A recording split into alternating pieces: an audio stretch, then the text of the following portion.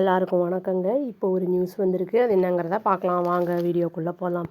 பெரம்பூரில் வந்து ஒரு சூட்கேஸில் ஒரு மேனோட டார்சோ இருந்தது அப்படிங்கிற மாதிரி நியூஸ் வந்திருந்தது. அதை நான் போட்டிருக்கேன்.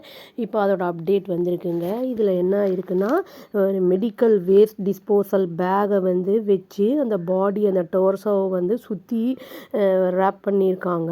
அப்புறம் வந்து அதை சூட்கேஸ்குள்ளே வச்சு அந்த பெரம்பூர் ரயில்வே ஸ்டேஷனில் வச்சுருந்துருக்காங்க. இது வந்து ஒரு பெரிய க்ரூஷியல் பிரேக் த்ரூ வந்து கிடச்சிருக்கு இந்த மர்டர் கேஸில். அந்த இது ரேப் பண்ணியிருந்தாங்கல்ல, அதை வச்சு என்ன போலீஸ் வந்து பார்த்துருக்காங்கன்னா, ப்ரைவேட் ஹாஸ்பிட்டல் தேனாம்பேட்டில் அங்கே வந்து விக்டிம்ஸ் ஒய்ஃபு அப்புறம் அவங்களுடைய ஃப்ரெண்டு 2 பேரும் வந்து சஸ்பெக்ட் வந்து அவங்க 2 பேரும் சஸ்பெக்ட் பண்ணப்பட்டிருக்காங்க. அது மாதிரி மர்டர் பண்ணியிருக்கலாம் அப்படின்னு.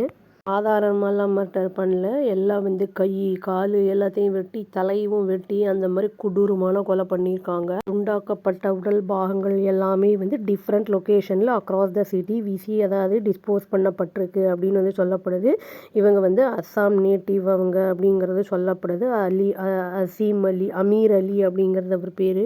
என்ன சொல்கிறாங்க அப்படின்னா, ரஹீமா அப்புறம் அந்த பொம்பளையோட ஃப்ரெண்டு அஷ்ரஃப் அலி அவங்க 2 பேரும் வந்து அவங்களும் அஸ்ஸாம்காரங்க தான். அதாவது இந்த மயக்க மருந்து அதை வந்து கொடுத்து இந்த 40 வயசு ஆளை வந்து அதை ஸ்லிட் பண்ணியிருக்காங்க த்ரோட்டை அப்படின்னு வந்து சொல்லப்படுது. அதாவது நைஃபை வச்சு பண்ணியிருக்காங்க, கத்தி வச்சு அதை பண்ணியிருக்காங்க. அது மட்டும் இல்லாமல் அந்த ஆளோட அது ஃபுல்லாக வந்து அதை வெட்டிட்டு அந்த ஹவுஸில் வந்து அந்த அவங்க வீட்லேயே இந்த வேலையை பண்ணிவிட்டு இந்த மாதிரி ஒரு பெரிய க்ரைமை பண்ணிவிட்டு டிஃப்ரெண்ட் லொக்கேஷன்ஸில் வந்து அந்த பாடியை வந்து டிஸ்போஸ் பண்ணியிருக்காங்க அப்படிங்கிறது வந்து சொல்லப்படுது. இடையில தான் வந்து என்னென்னா, ஒரு ஃப்ரைடே அன்றைக்கி ஒரு 7 மணி அளவில் மக்கள்லாம் போயிட்டு வரவங்கலாம் இருப்பாங்கள்ல, வெளியிலேருந்து வரவங்க அப்புறம் ட்ரெயின் ஏறுறவங்கலாம் அவங்க வந்து நோட்டீஸ் பண்ணியிருக்காங்க. ஒரு ப்ளூ சூட் கேஸ் வந்து அங்கே இருக்குது. அதாவது ஃபோல் ஸ்மெல் வந்துட்டு இருந்திருக்கு அந்த சூட் கேஸ்லேருந்து.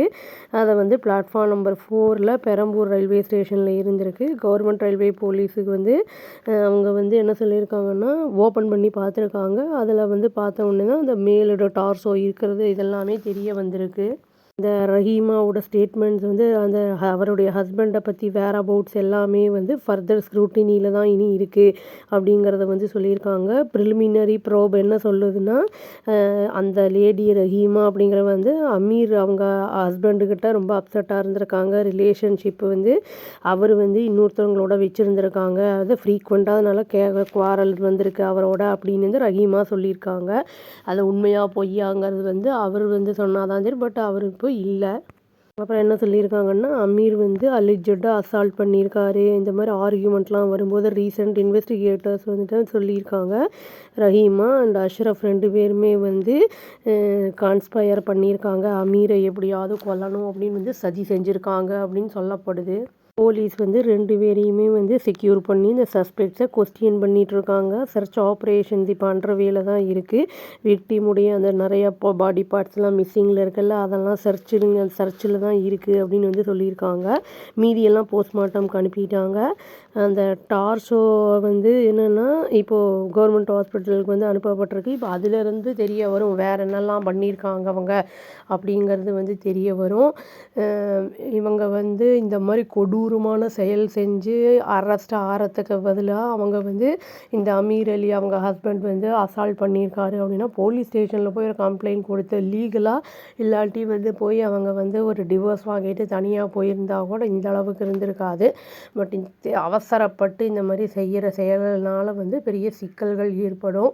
அதெல்லாம் நம்ம எதையும் வந்து சிந்தித்து செயல்படணும். ஏன்னா வந்து நம்ம லா அண்ட் ஆர்டருக்கு உட்பட்டு தான் நம்ம சொசைட்டியில் வாழ முடியும்.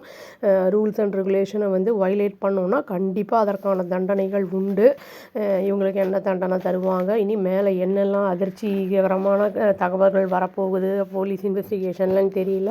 வெயிட் பண்ணி பார்க்கலாங்க. அவ்வளோதான். தேங்க்யூ. இறந்த அவருடைய ஆன்மா சாந்தி அடையணும்னு சொல்லி வேண்டிக்கிறாங்க. Please do like, share and subscribe our channel and click the all option and press the bell icon. Thank you.